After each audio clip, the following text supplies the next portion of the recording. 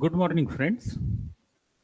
Yesterday we had seen the extreme displacement in case of simple harmonic motion, then amplitude, then frequency, maximum acceleration, minimum acceleration, maximum velocity, and minimum velocity.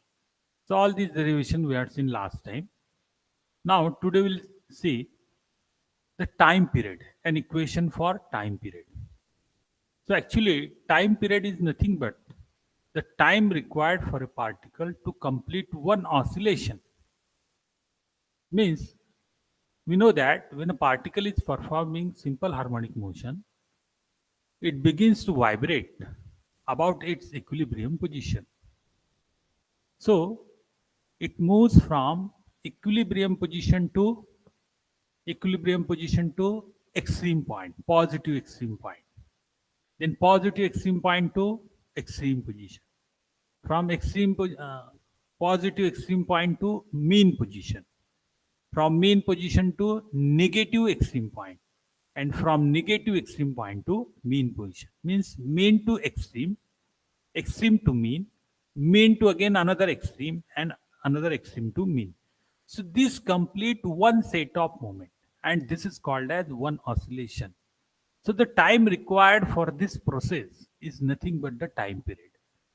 Or more correctly, what we can say, the time required for a particle performing simple harmonic motion to complete one oscillation is called as the time period of simple harmonic motion. So also we had seen some derivations for time period. So let us start with the help of PPT. So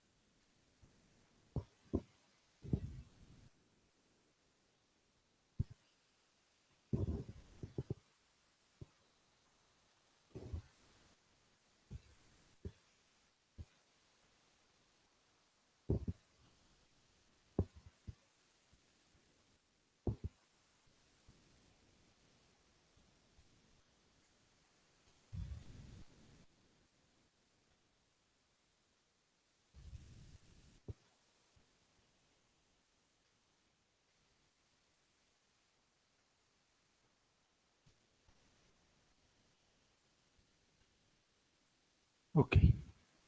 So this is our second slide as far as oscillation is concerned. Second part in third slide. Okay. So here we'll see the next. See, time taken by the particle performing simple harmonic motion to complete one oscillation is called as the time period. And we know that at a given time t, we have an equation for displacement which is given by x is equal to a sine omega t plus phi. A sine omega t plus phi, where t is the time, phi is the initial phase. So this we'll see later on. Then after a time say t1, this is the displacement of a particle at a given time t. But now our aim is to find out its displacement after one particular time interval. Say that time interval is say t1. So t1 is equal to small t plus 2 pi by t, means our new time is t plus 2 pi by t. So let us see what is the position of particle after this time, new time. So the displacement will be x is equal to a sine omega t1 plus phi. This is equal to a sine, this is equal to a sine omega. Instead of t1, I will substitute t plus 2 pi by omega.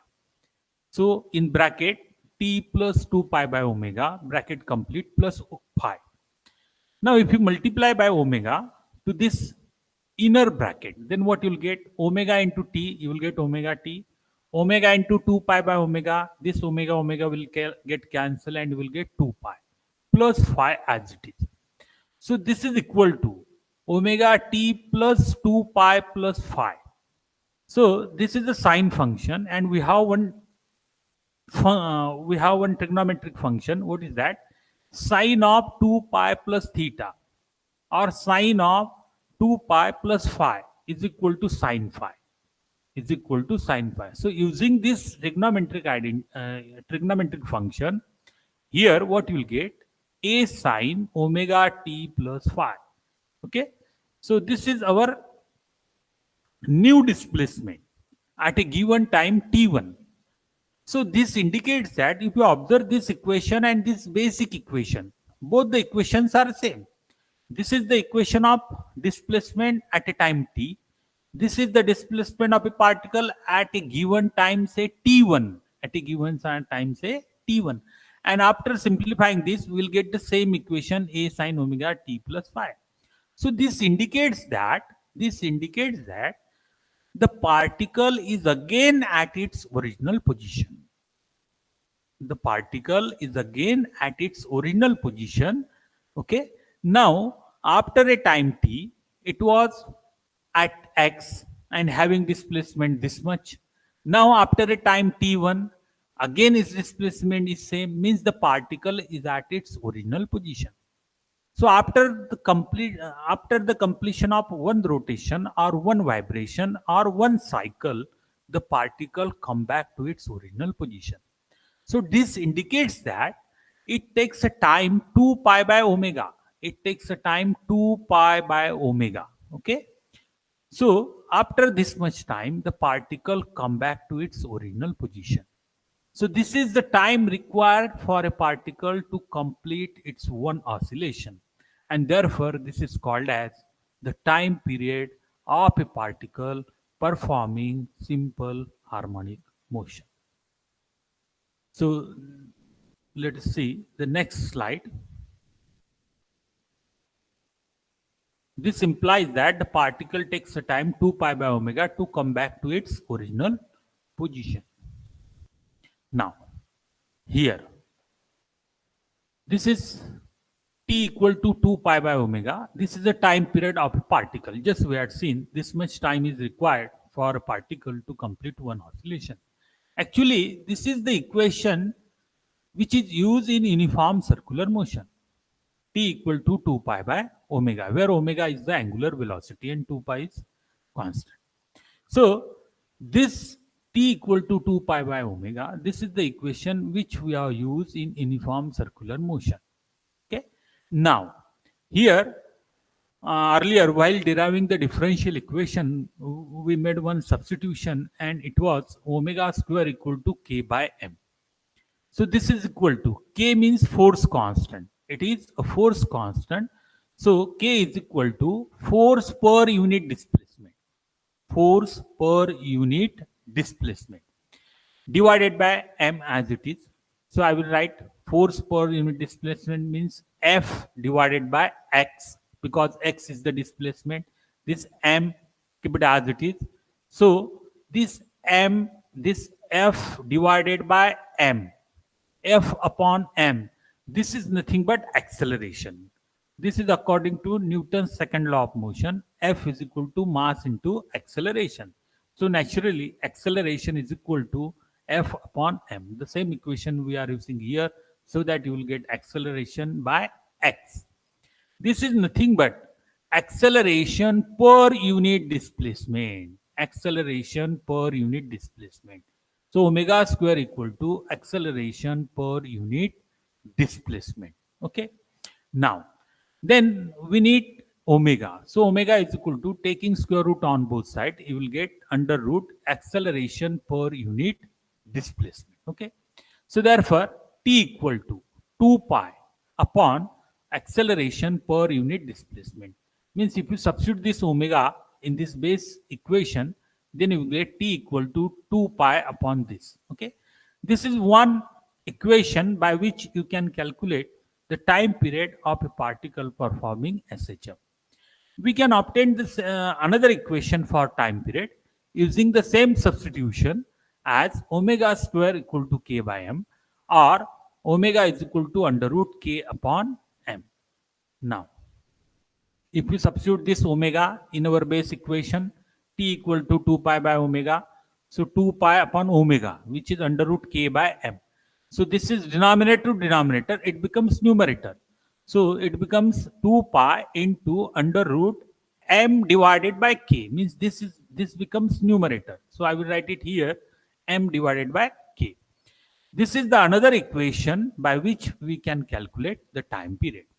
Now this is about the time period of a particle performing SHM. Now our aim is to find out frequency. Actually, frequency is the reciprocal of time period. Is the reciprocal of time period. Let us see how. Time period means time required for one oscillation. And frequency means the number of oscillations.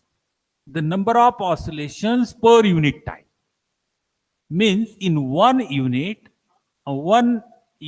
time, how many oscillations performed by a particle, that is nothing but the frequency. And in terms of definition, we can write it as the number of oscillations performed by a particle. The number of oscillations performed by a particle performing SHM per unit time is called the frequency of SHM. Means number of oscillations performed by a particle performing SHM per unit time is called as the frequency. In short, number of oscillations per unit time. Okay. So hence n is equal to 1 by t, means reciprocal of time period. So then you will get t equal to 2 pi by omega. So if you substitute here, you will get this equation omega by 2 pi is equal to 1 upon 2 pi is equal to 1 upon 2 pi into under root k by m. Means if you substitute omega is equal to under root k by m, then you will get 1 upon 2 pi under root k by m. This is an equation for frequency of a particle performing SHM. Okay. So I think period and frequency both are related with each other by this equation, n is equal to 1 upon t. Now, the next.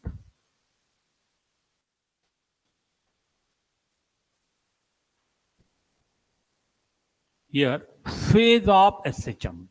The next slide is phase of SHM.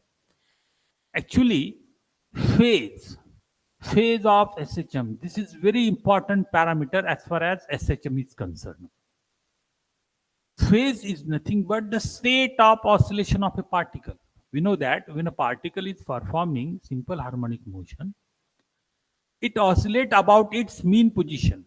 It oscillates about its mean position or equilibrium position.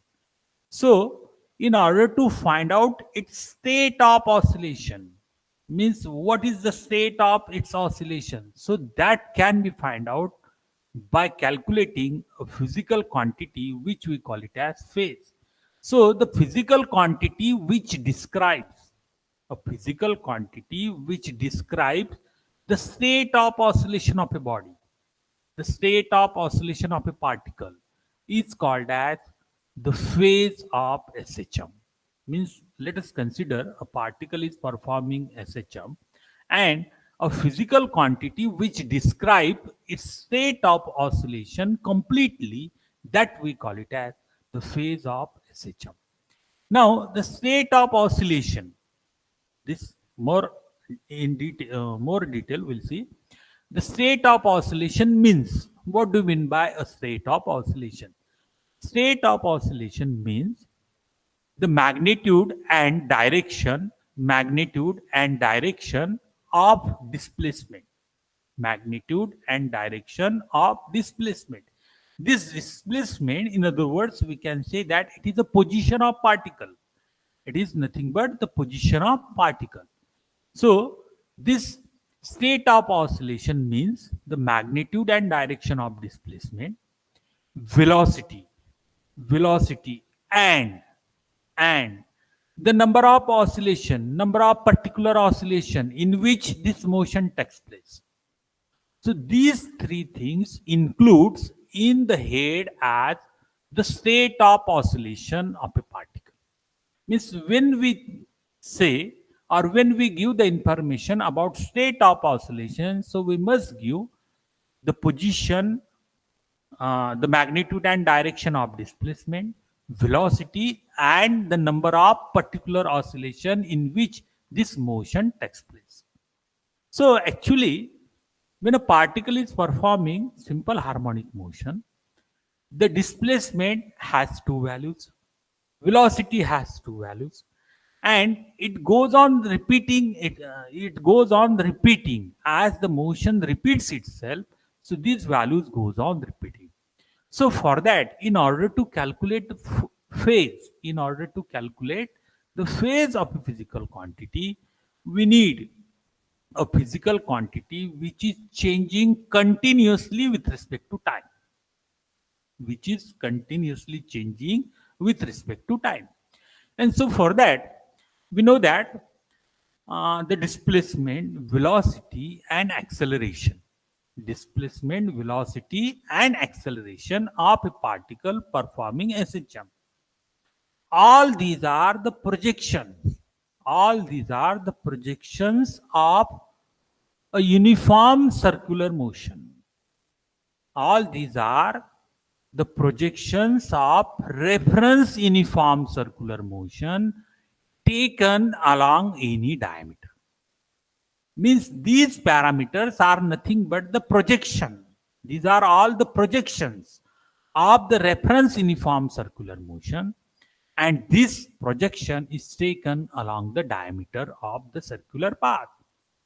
Means in uniform circular motion, we know that there is angular displacement. Here there is linear displacement. In uniform circular motion, there is angular acceleration. Here also there is linear acceleration, etc. And when we take the projection of UCM along the diameter of a circular path, you will get simple harmonic motion. This article is not included in your syllabus. That's why I told you in briefly. Okay. Then we have the basic equation. We have the basic equation for displacement. And what is that? X is equal to a sine omega t plus phi. A sine omega t plus phi. Where this bracket term omega t plus phi, this bracket term omega t plus phi is nothing but the angular displacement theta, is nothing but the angular displacement theta in uniform circular motion.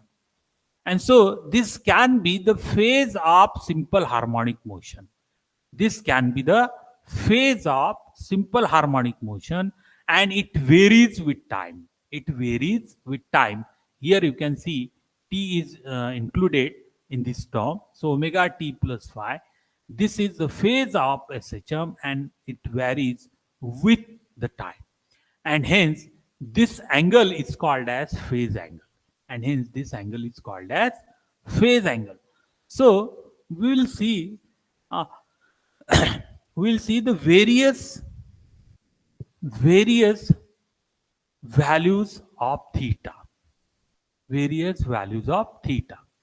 So the first case is, these are four special cases, and the first case is when phase angle theta is equal to 0, means when the angular displacement is equal to 0. This indicates that the particle is at the mean position. The particle is at the mean position, and it is moving towards the positive extreme point during its first oscillation. It means that, I repeat, when the phase theta is equal to 0, this indicates that the particle is at the mean position. The particle is at the mean position, and it is moving towards the positive extreme point, and this takes place, or this happens in the first oscillation, or in the beginning of first oscillation. So during the beginning of the first oscillation. Then what happened after the completion of one rotation? So imagine a circle. Suppose the particle is placed at the top of the circular path, and at that time theta is equal to 0, the particle is at the mean position. So when this particle completes one rotation, means it come back to its original position. But by that time, the radius vector has traced an angle equal to 2 pi or 360 degree at the center. So therefore, after the completion of one rotation, the angle traced by the radius vector at the center equal to 360 degree or 2 pi.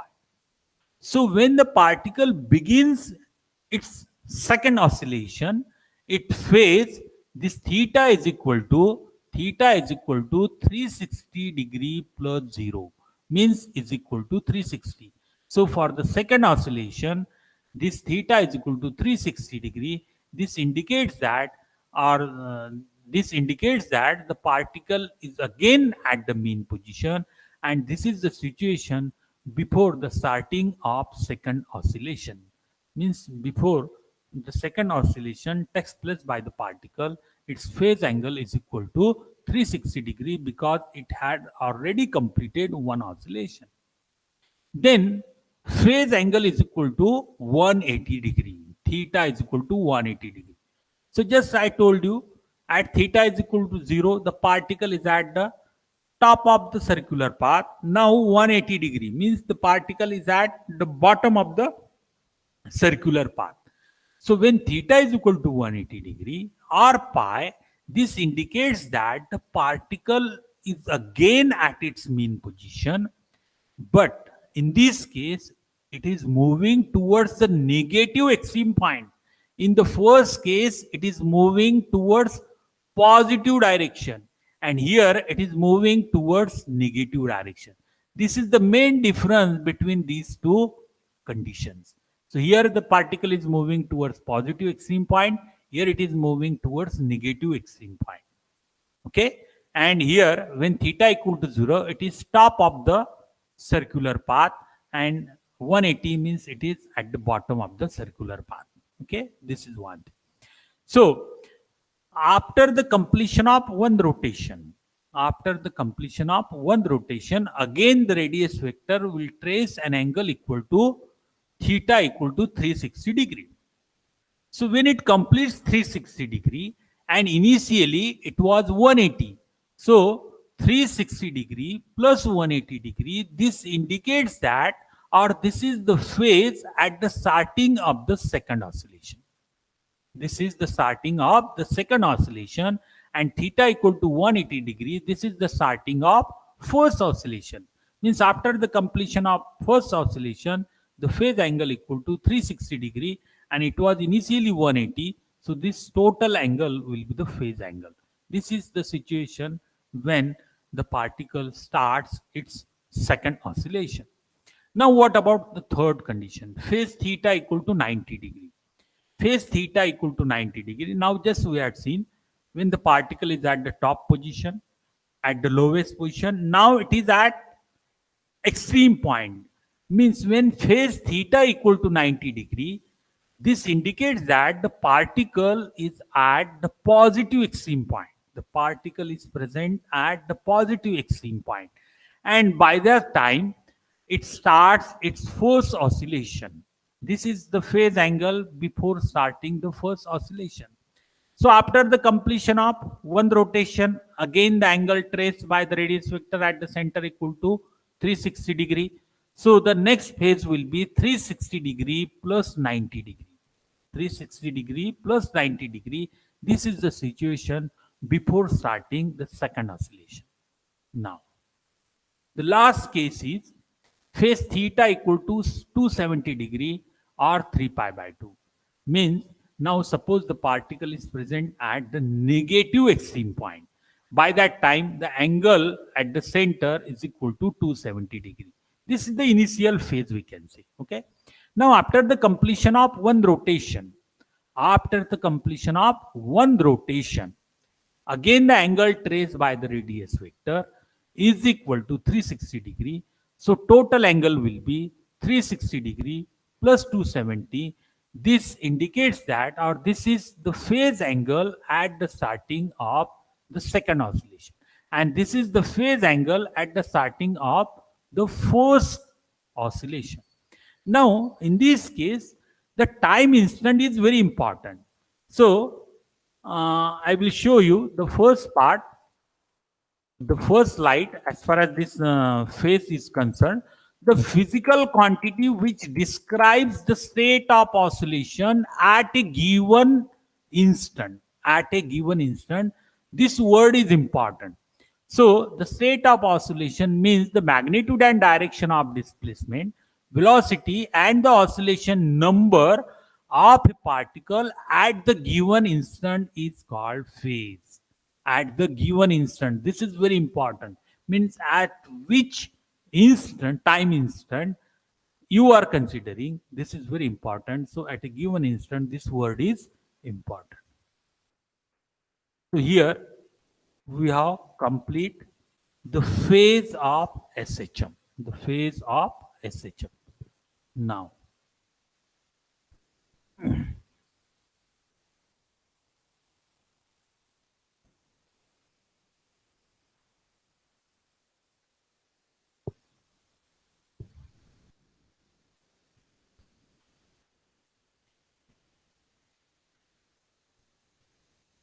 okay. So, till now we had seen the various parameters as far as linear simple harmonic motion is concerned. Now we'll see the superposition of two simple harmonic motion. Superposition of two simple harmonic motion. So actually, there is a possibility these simple harmonic motions are traveling through a medium, or suppose these simple harmonic motions are taking place along one particular surface. And suppose a particle is subjected to two simple harmonic motions simultaneously. Means a particle actually while discussing about phase angle, I told you the various position along the circular path as theta equal to 0, theta equal to 90 degree, theta equal to 180 degree, and theta equal to 270 degree. So actually this is the position along the circumference of a circle. But when we take the projection of uniform circular motion along the diameter, so in that case the particle oscillates between two extreme points, means from left extreme point to right extreme point, or from positive extreme position to negative extreme position, from negative extreme position to positive extreme position. Okay, so this point I forgot it to tell you. Now we'll see the superposition of two simple harmonic motion. So when two simple harmonic motions are subjected to a single particle simultaneously, then what happened? But these two simple harmonic motion must satisfy certain properties. And what are that? These two simple harmonic motion must have the same time period. They must have same time period. Secondly, these two simple harmonic motion must take place along the same path. Means the path should be same. Okay, this is one thing.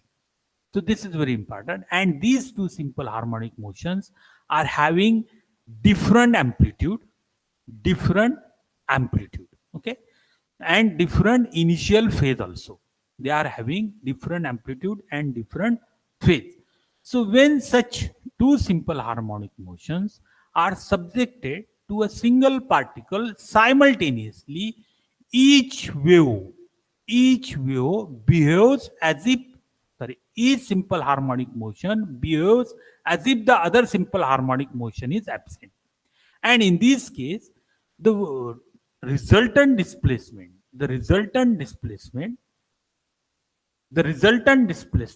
of these two simple harmonic motion is equal to the vector sum of two individual displacements of the two simple harmonic motion. So means if x1 is the displacement of first simple harmonic motion, x2 is the displacement of second harmonic motion, then x will be the resultant displacement of these two simple harmonic motion. And while calculating this, you must take vector sum. So when two simple harmonic motions are subjected to a single particle simultaneously, they are having the same period and taking place along the same path, but having different amplitude and initial phase. So the resultant displacement is equal to the vector sum of two individual displacement. And so we can write an equation x, which is the resultant displacement. So x is equal to x1 plus x2, x1 plus x2. Then we can use the basic equation. X1 is equal to x1 is equal to a1 sine of omega t plus phi 1, and x2 is equal to a2 sine of omega t plus phi 2. So this is the brief idea about the superposition of two simple harmonic motion. So now in next lecture we'll see when we take the combination of two simple harmonic motion, then we have to show that the resultant motion is again a simple harmonic motion, and we'll find out an equation for the resultant amplitude. We'll find out an equation for resultant amplitude and also the resultant displacement and the phase angle. Okay, so this is about the simple harmonic motion. Okay, so here in next lecture we'll see the remaining part.